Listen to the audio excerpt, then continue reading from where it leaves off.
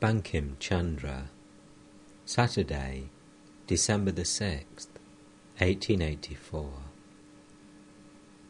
Adhar, a great devotee of Sri Ramakrishna, lived at Shobha Bazar in the northern section of Calcutta. Almost every day, after finishing his hard work at the office and returning home in the late afternoon, he paid Sri Ramakrishna a visit. From his home in Calcutta, he would go to Dakshineshwar in a hired carriage. His sole delight was to visit the Master, but he would hear very little of what Sri Ramakrishna said, for, after saluting the Master and visiting the temples, he would lie down, at the Master's request, on a mat spread on the floor, and would soon fall asleep. At 9 or 10 o'clock, he would be awakened to return home. However, he considered himself blessed to be able to visit the God-man of Dakshineshwar. At Adhar's request, Sri Ramakrishna often visited his home. His visits were occasions for religious festivals. Devotees in large numbers would assemble, and Adhar would feed them sumptuously. One day, while Sri Ramakrishna was visiting his home, Adhar said to him, "Sir, you haven't come to our house for a long time. The rooms seem gloomy. They had a musty smell. But today the whole house is cheerful. The sweetness of your presence fills the atmosphere. Today I called on God earnestly. I even shed tears while praying." "Is that so?" the Master said tenderly, casting a kindly glance on his disciple. Sri Ramakrishna arrived at Adhar's house with his attendants. Everyone was in a joyous mood. Adhar had arranged a rich feast. Many strangers were present. At Adhar's invitation, several other deputy magistrates had come. They wanted to watch the Master and judge his holiness.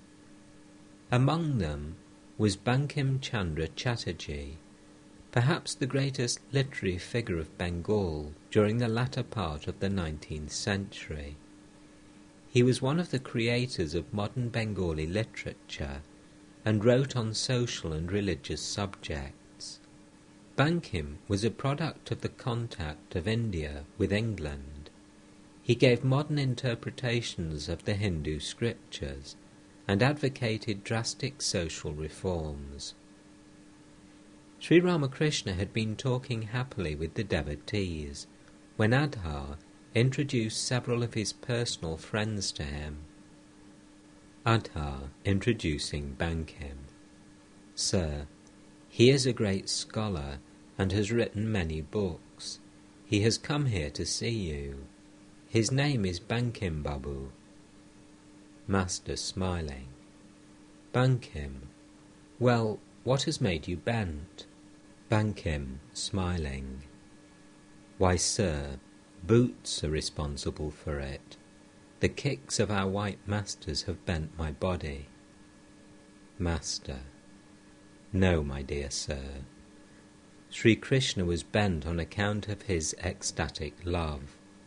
His body was bent in 3 places, owing to his love for Radha. That is how some people explain Sri Krishna's form. Do you know why he has a deep blue complexion, and why he is of such small stature, only 3.5 cubits measured by his own hand? God looks so as long as he is seen from a distance. So the water of the ocean looks blue from afar, but if you go near the ocean and take the water in your hand, you will no longer find it blue.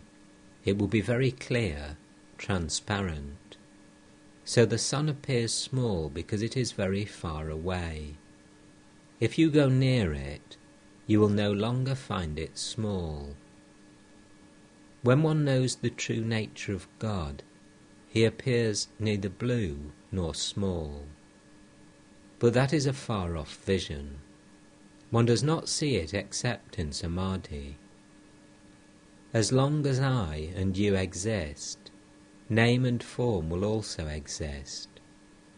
Everything is God's Leela, his sportive pleasure. As long as a man is conscious of I and you, he will experience the manifestations of God through diverse forms. Sri Krishna is the Purusha, Srimati is his Shakti, the primal power. The two are Purusha and Prakriti. What is the meaning of the Yugala Murti, the conjoined images of Radha and Krishna? It is that Purusha and Prakriti are not different. There is no difference between them. Purusha cannot exist without Prakriti, and Prakriti cannot exist without Purusha. If you mention the one, the other is understood. It is like fire and its power to burn. One cannot think of fire without its power to burn. Again, one cannot think of fire's power to burn without fire. Therefore, in the conjoined images of Radha and Krishna, Krishna's eyes are fixed on Radha, and Radha's on Krishna. Radha's complexion is golden, like lightning, so Krishna wears yellow apparel. Krishna's complexion is blue, like a dark cloud, so Radha wears a blue dress. She has also decked herself with blue sapphires. Radha has tinkling anklets, so Krishna has them too. In other words, there is inner and outer harmony between Purusha and Prakriti.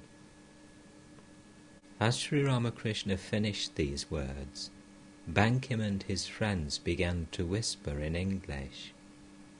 Master, smiling, to Bankim and the others, "Well, gentlemen, what are you talking about in English?" Adha, we are discussing what you have just said, your explanation of Krishna's form. Master, smiling, that reminds me of a funny story. It makes me want to laugh. Once a barber was shaving a gentleman.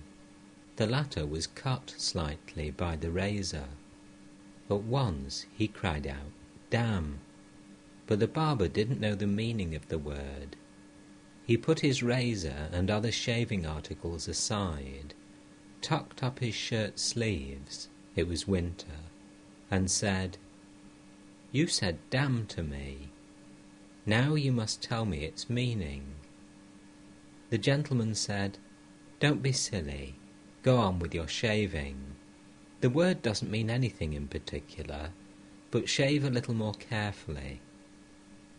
But the barber wouldn't let him off so easily. He said, "If damn means something good, then I am a dam, my father is a dam, and all my ancestors are dams." All laugh. "But if it means something bad, then you are a dam, your father is a dam, and all your ancestors are dams." All laugh. "They are not only dams, but damn, damn, damn, damn, damn." Loud laughter. As the laughter stopped, Bankim began the conversation. Bankim, "Sir, why don't you preach?" Master, smiling, "Preaching? It is only man's vanity that makes him think of preaching. A man is but an insignificant creature. It is God alone who will preach. God who has created the sun and moon and so illumined the universe. Is preaching such a trifling affair? You cannot preach unless God reveals himself to you and gives you the command to preach.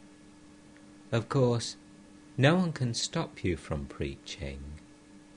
You haven't received the command, but still you cry yourself hoarse. People will listen to you a couple of days, and then forget all about it. It is like any other sensation. As long as you speak, people will say, "Ah, he speaks well."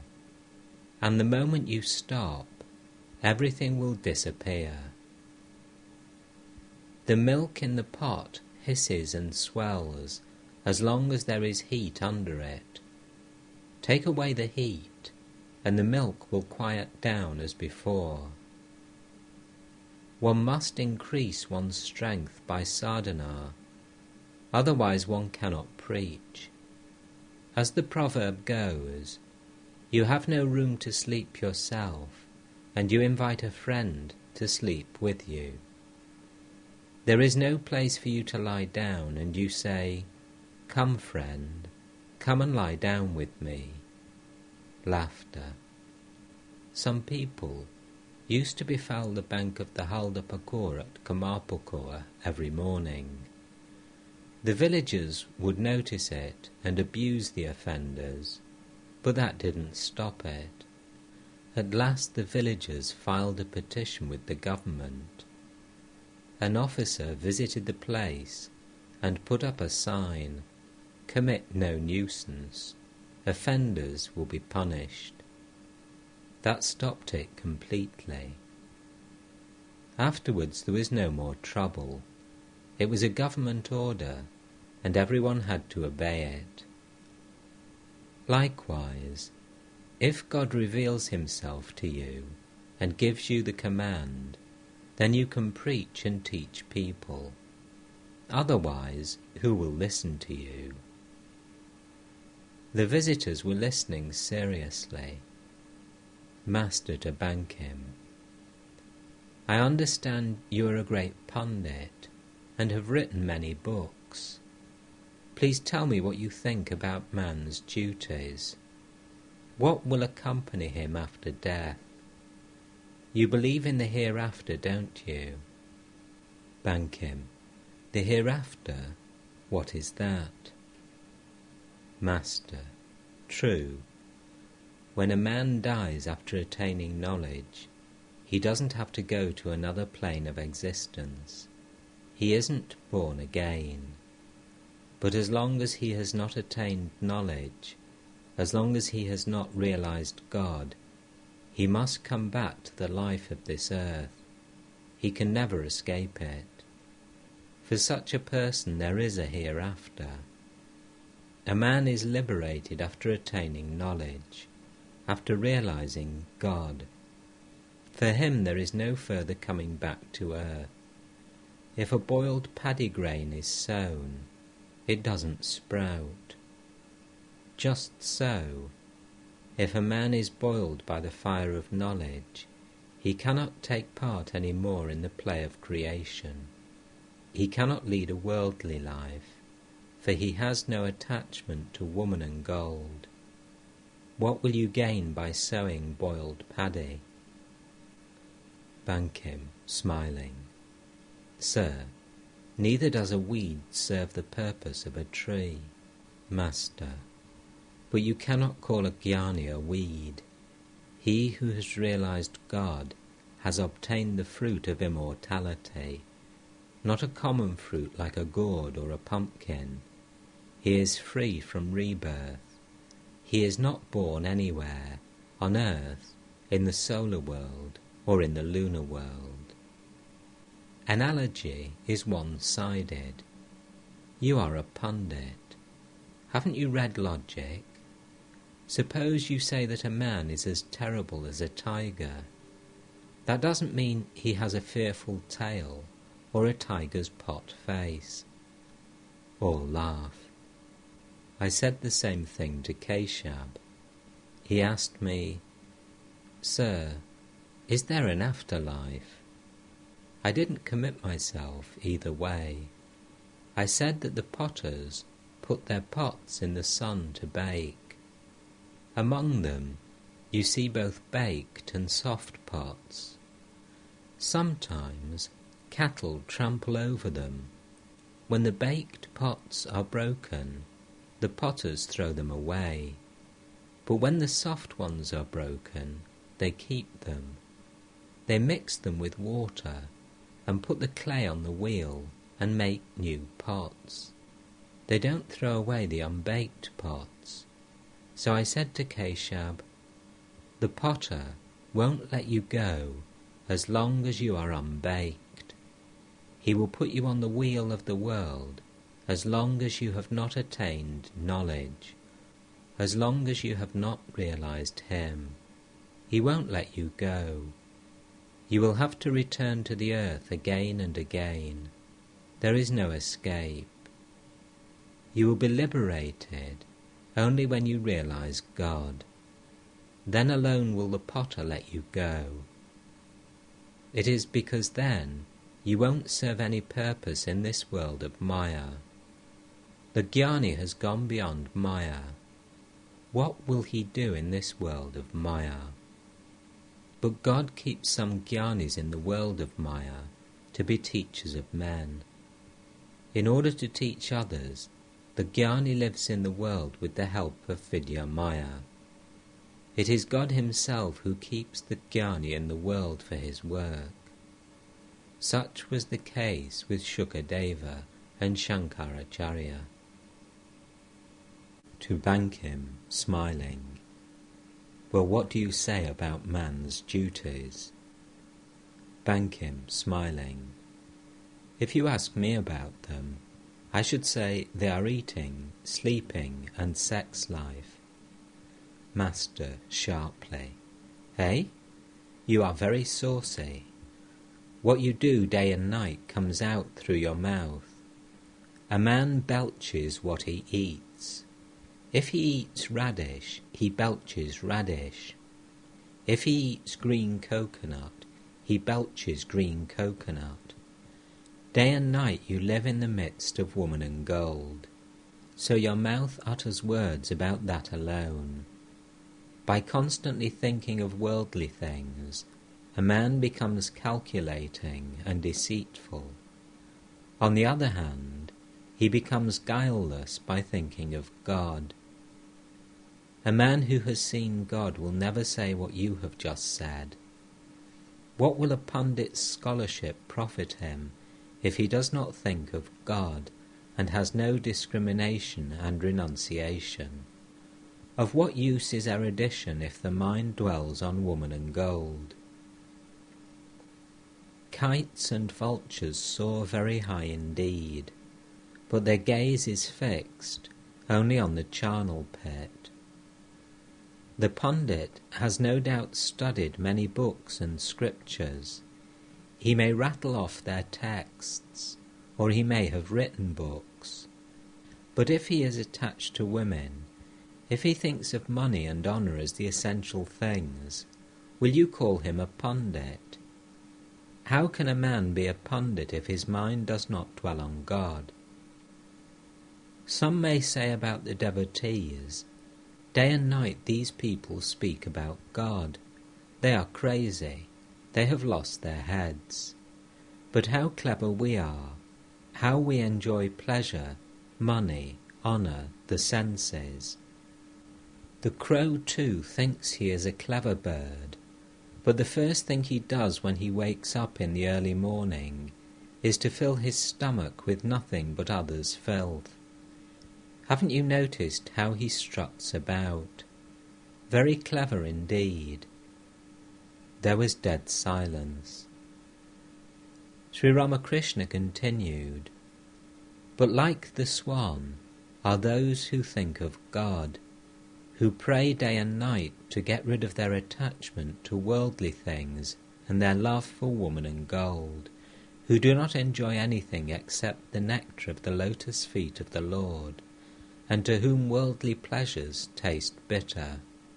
If you put a mixture of milk and water before the swan, it will leave the water and drink only the milk. And haven't you noticed the gait of a swan? It goes straight ahead in one direction. So it is with genuine devotees. They go toward God alone. They seek nothing else. They enjoy nothing else. Tenderly to Bankim. Please don't take offence at my words. Bankim. Sir, I haven't come here to hear sweet things. Master to Bankim. Woman and gold alone is the world. That alone is Maya. Because of it you cannot see or think of God. After the birth of 1 or 2 children, husband and wife should live as brother and sister, and talk only of God. Then both their minds will be drawn to God, and the wife will be a help to the husband on the path of spirituality. None can taste divine bliss without giving up his animal feeling. A devotee should pray to God to help him get rid of this feeling. It must be a sincere prayer. God is our inner controller. He will certainly listen to our prayer if it is sincere. And gold. Sitting on the bank of the Ganges below the Panchavati, I used to say, rupee is clay, and clay is rupee. Then I threw both into the Ganges. Bankim. Indeed. Money is clay? Sir, if you have a few pennies, you can help the poor. If money is clay, then a man cannot give in charity or do good to others. Master to Bankim. Charity? Doing good? How dare you say you can do good to others? Man struts about so much, but if one pours foul water into his mouth when he is asleep, he doesn't even know it. His mouth overflows with it. Where are his boasting, his vanity, his pride then? A sannyasi must give up woman and gold. He cannot accept it any more. One must not swallow one's own spittle. When a sannyasi gives something to another, he knows that it is not himself who gives. Kindness belongs to God alone. How can a man lay claim to it? Charity depends on the will of Rama. A true sannyasi renounces woman and gold, both mentally and outwardly. He who eats no molasses must not even keep molasses about. If he does, and yet tells others not to eat it, they won't listen to him. A householder, of course, needs money, for he has a wife and children. He should save up to feed them. They say that the bird and the sannyasi should not provide for the future. But the mother bird brings food in her mouth for her chicks, so she too provides. A householder needs money. He has to support his family. If a householder is a genuine devotee, he performs his duties without attachment.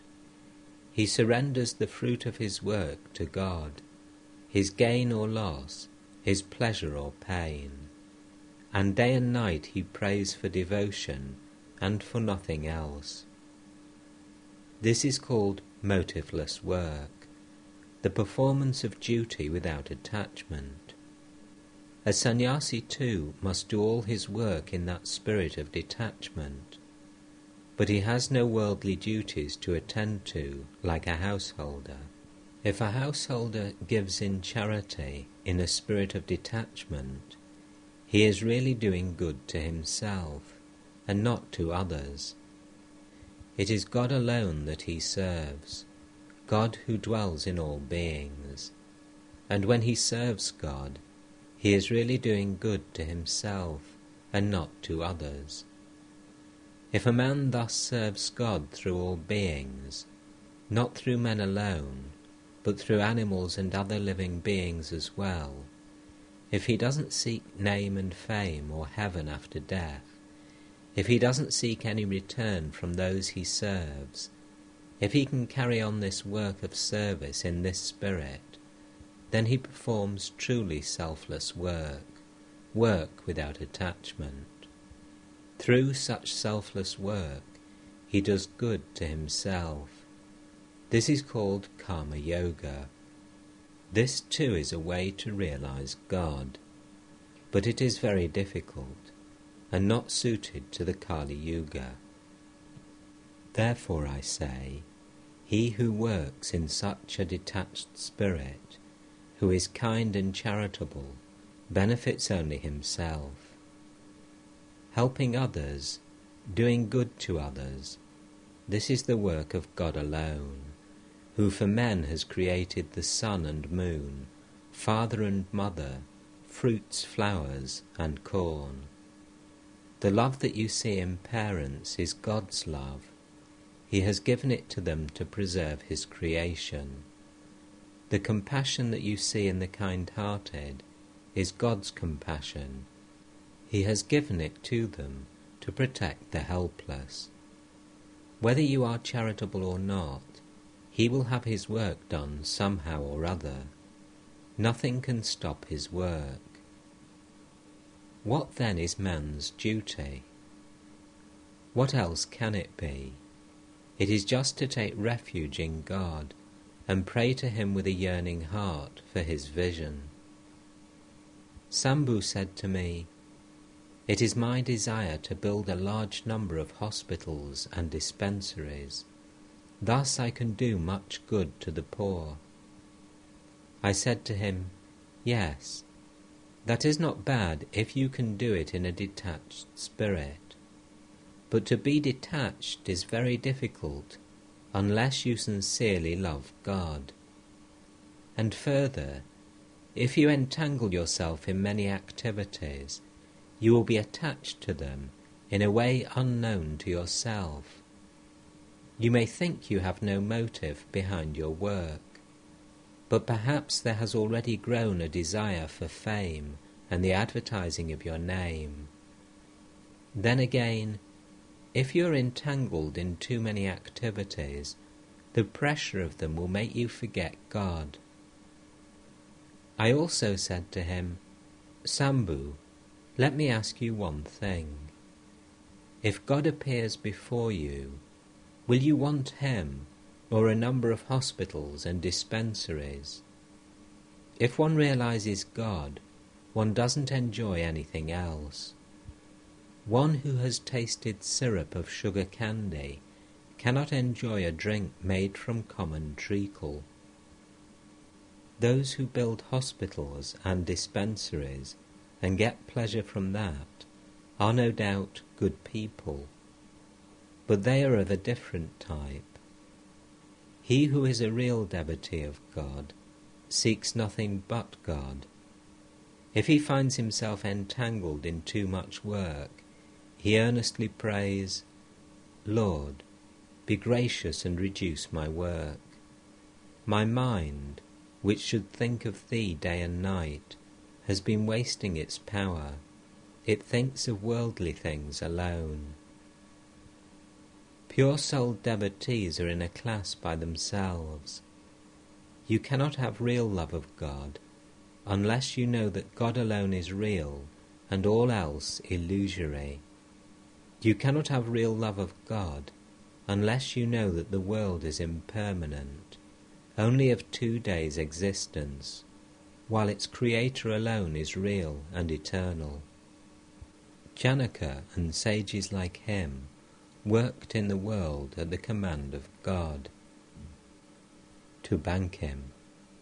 Some people think that God cannot be realized without the study of books and scriptures. They think that first of all one should learn of this world and its creatures, that first of all one should study science. All laugh. They think that one cannot realize God without first understanding his creation. Which comes first, science or God? What do you say? Bankim. I too think that we should first of all know about the different things of the world. How can we know of God without knowing something of this world. We should first learn from books. Master: that's the one cry from all of you. But God comes first, and then the creation. After attaining God, you can know everything else, if it is necessary. If you can somehow get yourself introduced to Jadu Malik, then you will be able to learn, if you want to, the number of his houses and gardens, and the amount of his money invested in government securities.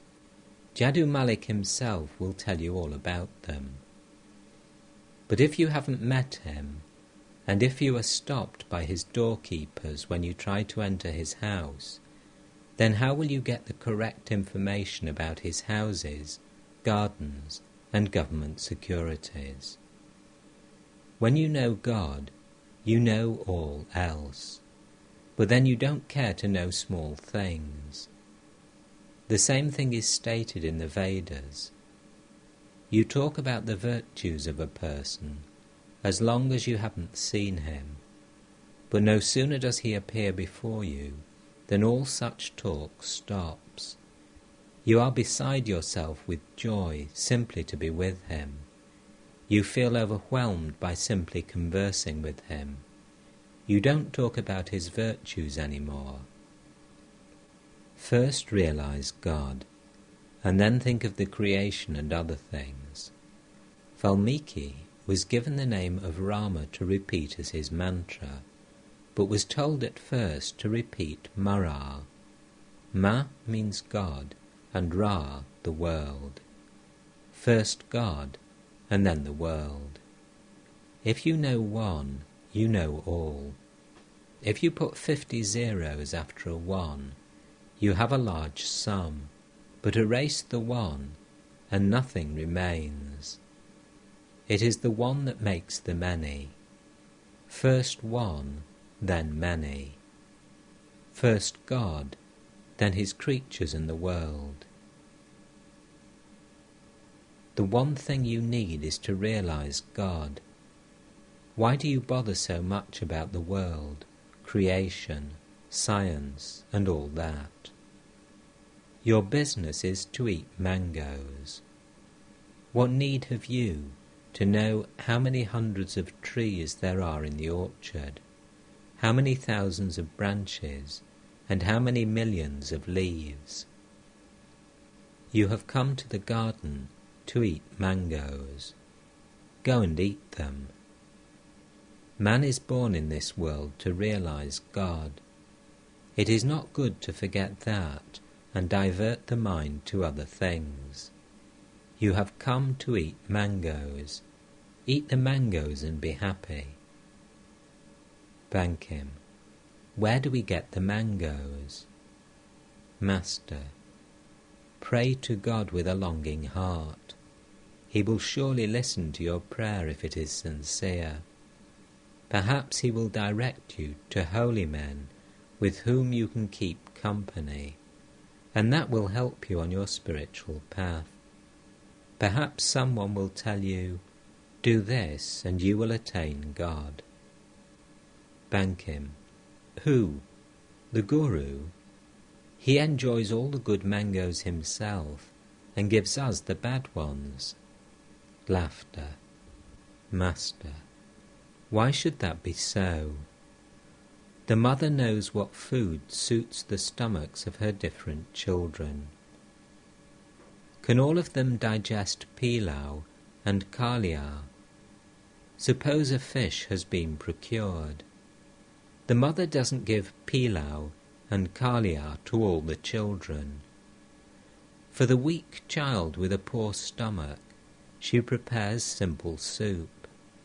But does that mean she loves him the less? One must have faith in the Guru's words. The Guru is none other than Satchidananda. God himself is the Guru. If you only believe his words like a child, you will realize God. What faith a child has! When a child's mother says to him about a certain man, he is your brother.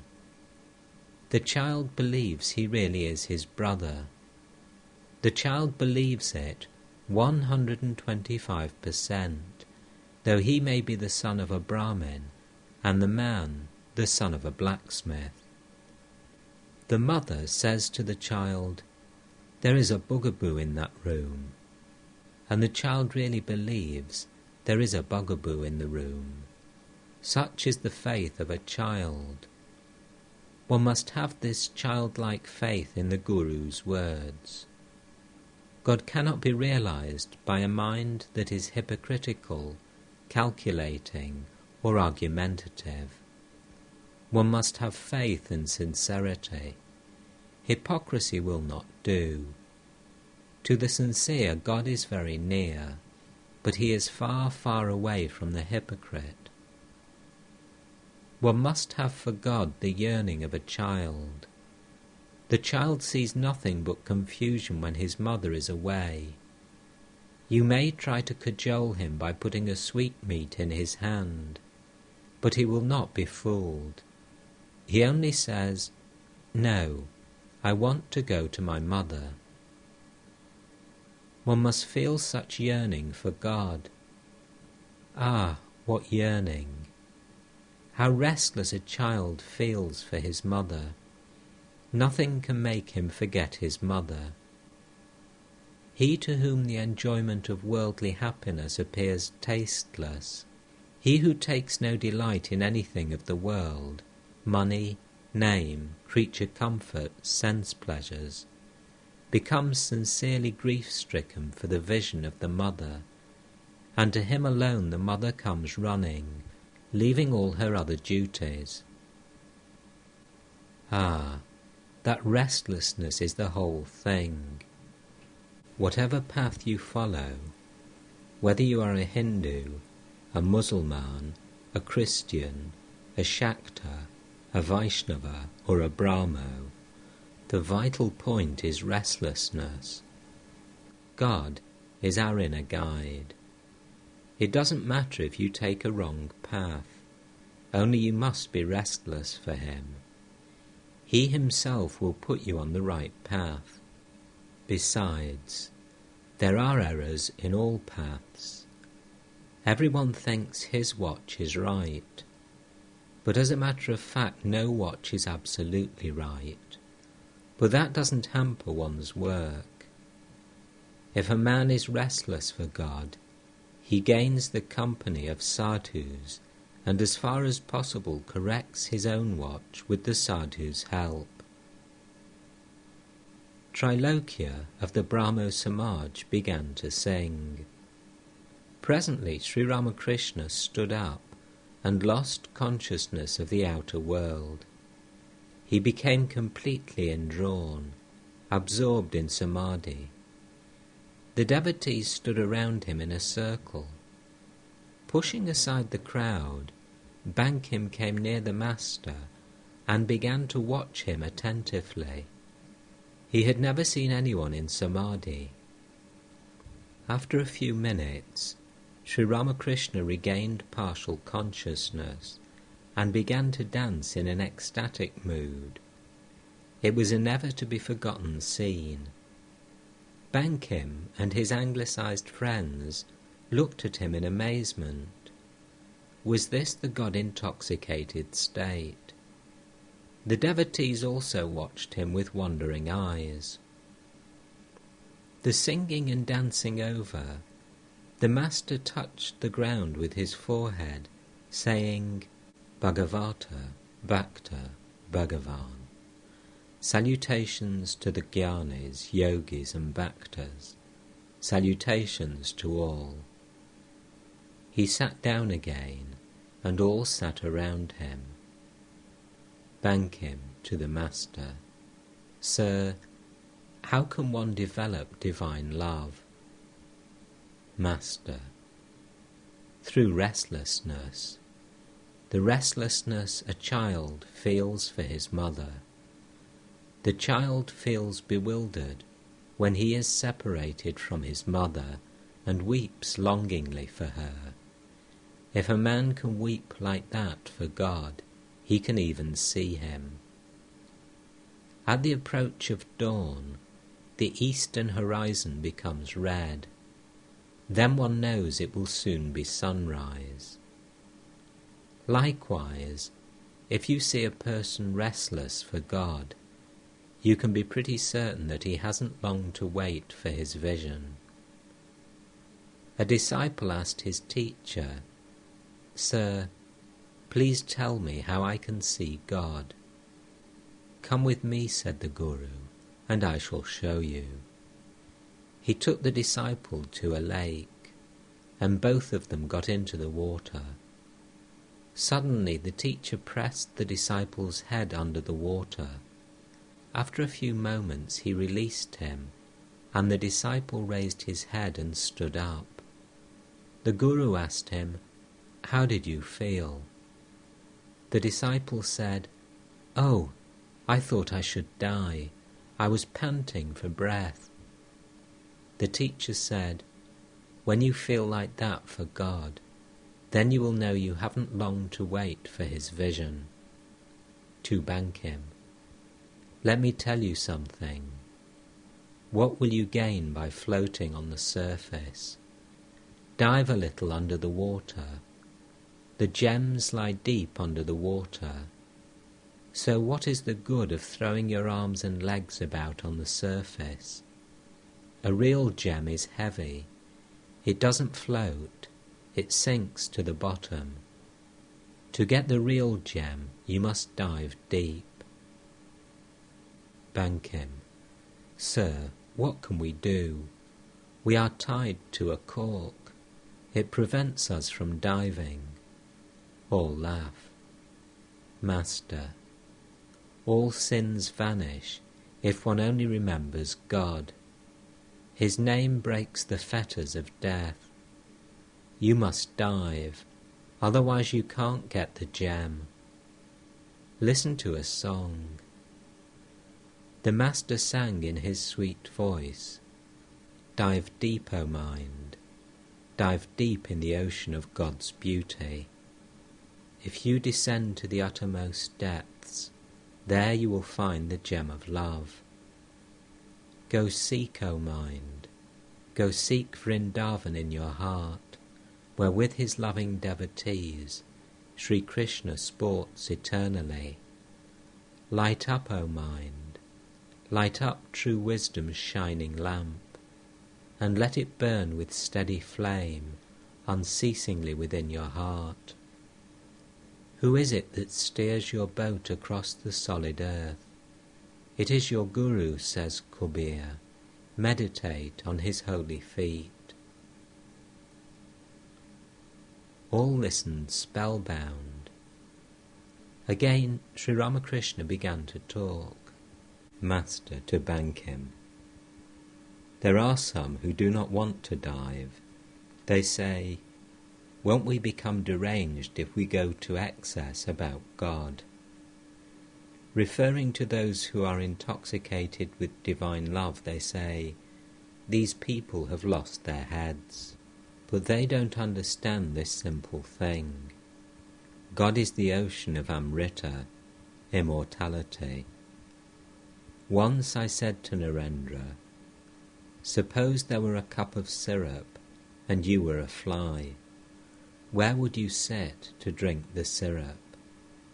Narendra said, 'I would sit on the edge of the cup and stretch out my neck to drink it.' 'Why?' I asked. 'What is the harm of plunging into the middle of the cup and drinking the syrup?' Narendra answered, 'Then I should stick in the syrup and die.' 'My child,' I said to him, 'that isn't the nature of the nectar of Satchidananda. It is the nectar of immortality. Man does not die from diving into it. On the contrary, he becomes immortal. Therefore I say, dive deep. Don't be afraid. By diving deep in God, one becomes immortal." Bankim bowed low before the Master. He was about to take his leave. Bankim, Sir, I'm not such an idiot as you may think. I have a prayer to make. Please be kind enough to grace my house with the dust of your holy feet. Master, that's nice. I shall go if God wills. Bankim, there too you will see devotees of God. Master smiling, how so? What kind of devotees are they? Are they like those who said, Gopal, Gopal, Keshava, Keshava? All laugh. A devotee, what is the story of Gopal, sir? Master smiling, let me tell you. At a certain place there is a goldsmith's shop. The workers there are known as pious Vaishnavas. They have strings of beads around their necks, religious marks on their foreheads, and bags containing rosaries in their hands. They repeat the names of God aloud. One can almost call them sadhus, only they have to work as goldsmiths to earn their bread and support their wives and children. Many customers, hearing of their piety, come to the shop because they believe that in the shop there will be no trickery with their gold or silver. When the customers enter the shop, they see the workers repeating the name of Hari with their tongues and doing their work with their hands. No sooner do the customers take seats in the shop than one of the workers cries out, Keshava, Keshava, Keshava. A few minutes later another says, Gopal, Gopal, Gopal. After they talk a little while, the third man cries out, Hari, Hari, Hari. In the meantime the customers have almost finished their transactions. Then the fourth exclaims, Hara, Hara, Hara. The customers are very much impressed with the devotion and fervour of the owners, and feel themselves quite secure in handing them the money. They are sure they won't be cheated. But do you know what lies behind all this? The man who says Keshava, Keshava, after the arrival of the customers, means, who are they? In other words, he wants to know how intelligent they are. The man who says Gopal, Gopal, means to say he finds them no better than a herd of cows. The man saying Hari, Hari, means, may I rob them? He suggests that since they are like a herd of cows, they can be robbed. And the last man, who says Hara, Hara, replies, yes, rob them. He means that since the customers are like a herd of cows, they can certainly be robbed. Here too you see a group of pious men very much devoted to God. All laugh. Bankim took his leave, but he was absent-minded. When he reached the door, he discovered that he had dropped his shawl in the room. He was in shirt sleeves. A gentleman handed him his shawl. Of the devotees at Adhar's house, Sharat and Sanyal were Brahmins, but Adhar belonged to the lower caste of the goldsmiths, and so the two Brahmins quickly left, lest they should be pressed by their host to take their meal there.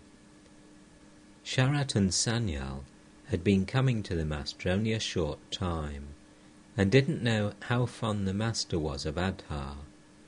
The master used to say that the devotees formed a separate caste by themselves.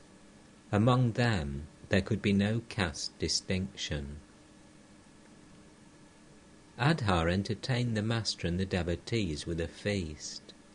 It was quite late in the evening when the devotees returned home, cherishing in their hearts the image of the master in his spiritual ecstasy, and remembering his words of great wisdom. Since Bankim had invited Sri Ramakrishna to visit his home, the Master a few days later sent Girish and M to his Calcutta residence. At that time, Bankim had a long discussion with these two devotees about the Master. He told them he wanted to visit Sri Ramakrishna again, but his desire was not fulfilled.